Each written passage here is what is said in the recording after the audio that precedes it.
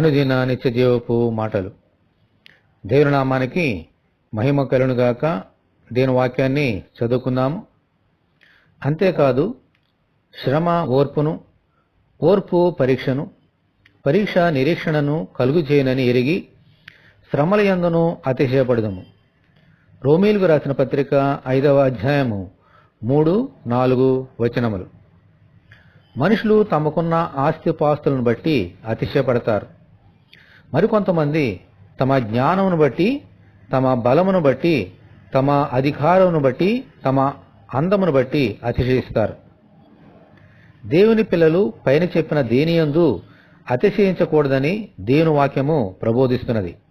అయితే మనకు ఎదురయ్యే శ్రమలయందు అతిశయించాలని దేవుని వాక్యము సెలవిస్తోంది.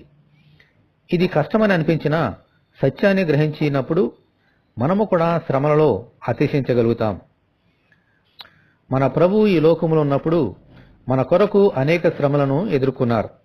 ఆయన వలె ఆయనతో పాటు మనము కూడా శ్రమలు పొందుట ఒక ధన్యత అని భావించినప్పుడు మనము కూడా ఈ శ్రమలయందు అతిశయించగలుగుతాం.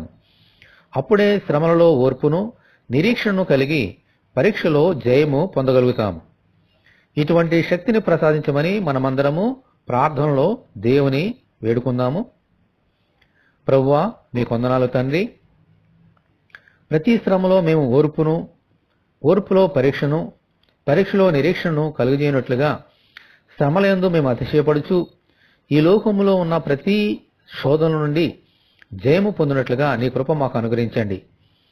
ప్రభు వలె మేము కూడా ఇదొక ధన్యత, ఈ శ్రమ ఒక ధన్యత అని భావించి మీ అందు మేము అతిశయించినైనా ప్రతి పరీక్షలో జయం పొందినట్లుగా నీ కృప అనుగ్రహించండి.